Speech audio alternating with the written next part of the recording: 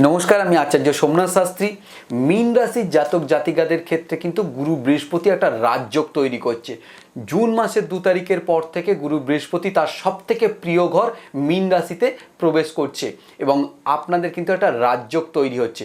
ভাগ্যপতি আপনার 5th হাউসে তুঙ্গি অবস্থান করছে, আপনার লগ্নপতি আপনার একাদশপতি আপনার তুঙ্গি অবস্থান করছে। তাহলে কিন্তু আপনি ভাগ্যের আনুকূল্য বা সাপোর্টের যে জায়গাটা, সেই জায়গাটা গুরু বৃহস্পতির আনুকূল্যে আপনারা পেতে চলেছেন। মীন রাশি জাতক জাতিকাদের ক্ষেত্রে কিন্তু এতদিন একটা খুব বাজে সময়ের ভেতর দিয়ে আপনারা কাটাচ্ছেন এবং যেহেতু শনিদেব আপনার রাশির ওপরে অবস্থান করছে, আপনার শনি 7.5 চলছে, সেই জায়গা থেকে আপনাদের কিছু বাজে পরিস্থিতির মধ্যে দিয়ে আপনারা যাচ্ছেন। এইবার গুরু বৃহস্পতির আনুকূল্যে আপনাদের কিন্তু সেই পরিস্থিতি কাটতে চলেছে।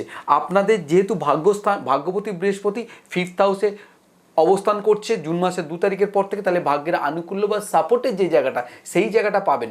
যে সমস্ত কাপল যারা চিন্তাভাবনা করছেন নতুন ইস্যু নেওয়ার জন্য, তারা কিন্তু নতুন ইস্যু আপনারা নিতে পারেন এবং আপনাদের জন্য যথেষ্ট ভালো সময় ট্রানজিট অনুযায়ী। এবং আপনাদের যারা ক্রিয়েটিভিটি লাইনের সাথে আপনারা যারা যুক্ত আছেন, নাচ গান অভিনয় রাজনীতি, এই সমস্ত মানুষদের ক্ষেত্রে কিন্তু যথেষ্ট ভালো সময় আসতে চলেছে গুরু বৃহস্পতির আনুকূল্যে। এবং তার সাথে বৃহস্পতি আপনার একাদশে কিন্তু একটা দৃষ্টি দিচ্ছে।